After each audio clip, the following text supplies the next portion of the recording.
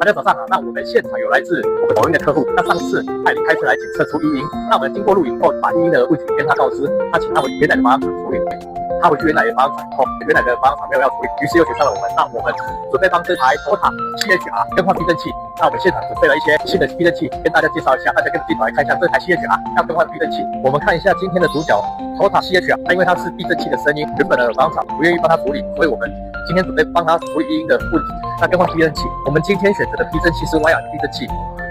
稳定性佳，价钱也便宜。之后我们会加装后仰角调整器，因为它后面的调整没有办法调整，所以要透过后仰角调整器可以调整。那这是我们今天所准备的产品，准备帮这台Toyota CHR 的安装。避震器更换后，我们看一下前面的避震器，这是威尔的避震器，安装非常的漂亮。那我们看一下后面，这边正在拆装当中，以及后仰角调整器拆装当中。更换后我们再看一下安装后避震器，这边已经安装完成。威尔的之后我们安装后仰角调整器。避震器安装后，我们使用10来磅的扭力扳手将2颗螺丝扭力磅数锁紧。之后后仰角调整器这边也使用扭力磅数锁紧，这边我们使用扭力扳手进行扭力磅数锁紧。这是后仰角调整器。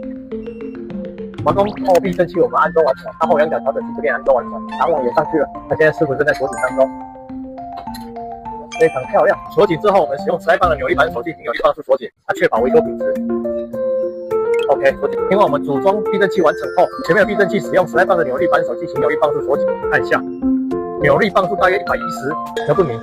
它确保维修品质以及螺丝确实有锁紧，这边已经安装完成。那师傅另外一边也在锁紧，我们后面这边也都组装完成。另外避震器上座的部分，我们一样使用扭力扳手进行扭力磅数锁紧，那两边都一样要锁紧，确保维修品质。这边锁紧之后就完成了，我们这紧接着要试车以及做定位了。我们看一下避震器更换已经完成了，这是换下来的避震器。那因为他之前换过避震器，但是还是有异音，所以我们这次选择更换威尔的避震器帮他处理。那更换过后，我们来测试看看他的问题有没有解决。好了，我们感谢这位来自美容的 Toyota CHR 客户。那因为他之前有让我们检测出异音，异音检测之后发现是原店家更换避震器所导致的声音，所以我们请他回去原店家处理，也把录音档给他。那因为他回去处理之后，店家不帮他处理，也不承认，于是他又回来找上我们，请我们帮他更换避震器总成。那我们今天帮他更换了一组避震器，威尔的避震器更换后，问题已经解决，也没有异音了，客户很满意的回美容。那如果大家看了影片有什么不懂的地方，或是想要了解的地方，都欢迎底下留言，想了解让人发来告诉大家哦。